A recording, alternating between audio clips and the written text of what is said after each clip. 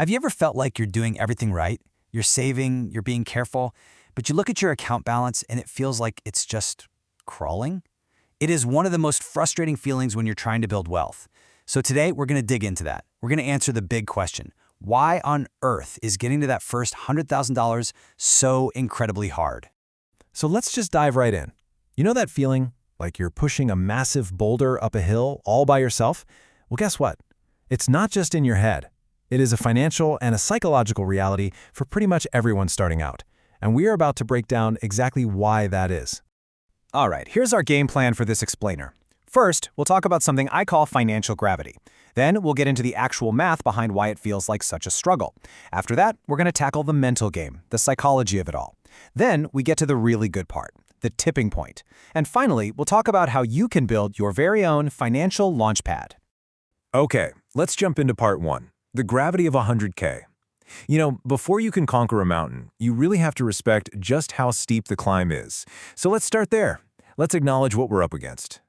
Think about it like a rocket launch. A rocket uses most of its fuel just in those first few minutes, just to break free from Earth's gravity. Well, your first $100,000, it's pretty much the financial version of that. When you're just starting, you don't have a big pile of money working for you, generating returns. So your savings have almost zero momentum. Every single dollar feels heavy because you and only you had to work for it, earn it, and then have the discipline to save it. So now for section 2, the math. Let's look at the pure physics of this whole thing, because it really shows why your personal effort is the single most important part of the equation at the very beginning. Just look at this breakdown. To get to that first 100 grand, about 90% of it is going to come from one place. You. It's your own grit, your own savings, your own hard work. Yeah, investment returns are there, but they're barely a whisper. At this stage, you are doing all of the heavy lifting. And this is the point I really want you to get. This transition, going from zero to something, is an act of pure creation. It is fundamentally different from growing something that's already there. It takes the most energy, the most focus, and the most willpower, because you are literally willing an asset into existence from absolutely nothing. We all hear about the magic of compounding, right? It's this amazing force in finance. But in the beginning, that giant, powerful snowball that people talk about, well, it's just a tiny little snowflake. It's barely there. Your money needs two things, time and a critical mass of capital, before it can really start making a meaningful difference all on its own. Okay, so the math is one piece of the puzzle.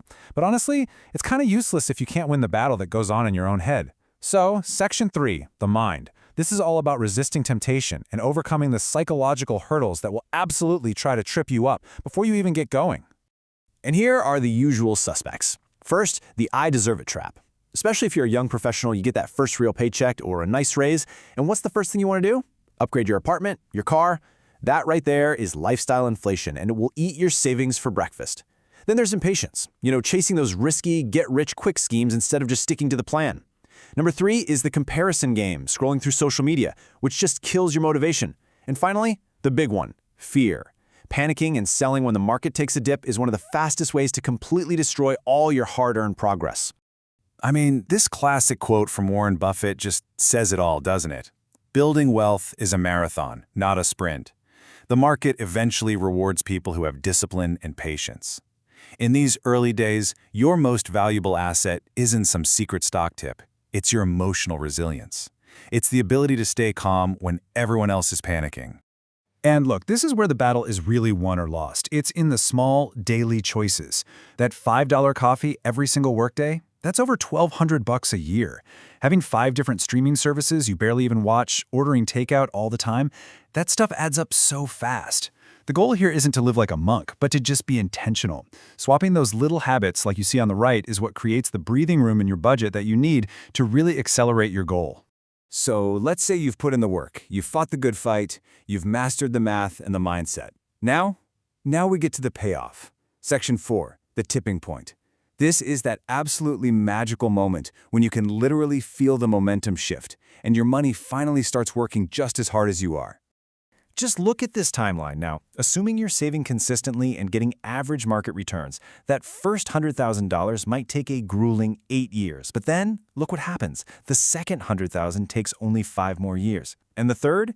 Just 4 years. This is it. This is your snowflake finally becoming an avalanche. All your hardest work is front-loaded. And let's go back to our chart. On the journey from 100,000 to 200,000, the whole dynamic is flipped. Now your investment growth isn't just a whisper, it's a serious partner in this, doing a full 40% of the work. You're still saving, of course, but now you've got this powerful engine helping you push that boulder. It is not just you anymore. So the big question is, how do we get you to that tipping point even faster? Let's build your plan. Section 5, your financial launchpad. I'm going to give you 3 simple, actionable steps to help you conquer that first summit. You know, it really is this simple. First, automate everything. Set it up so your savings transfer happens automatically the day you get paid. Pay yourself first. Don't even give yourself the chance to spend it. Second, obsess over the one thing you can actually control, your savings rate. Not the stock market, not what the economy is doing. How much you save is your superpower. And third, and this is so important, please celebrate the milestones. Hitting 20,000, 50,000, these are huge victories. Acknowledge them. It gives you the fuel you need to keep going. All right, I have a challenge for you. Right now, just take 30 seconds and think about it. What is one recurring expense, a subscription you forgot about, a daily habit, that you could cut or even just reduce this month and send that money straight to your savings goal? Go on, identify it. It's all about taking that first, small, but really powerful step. Because remember this, that first $100,000, it's not the finish line, it's the launch pad. It is the moment you finally break free from financial gravity and your journey to building real, sustainable wealth truly begins. So the ultimate question isn't just about how you get there, it's about where you're going to go once you've launched.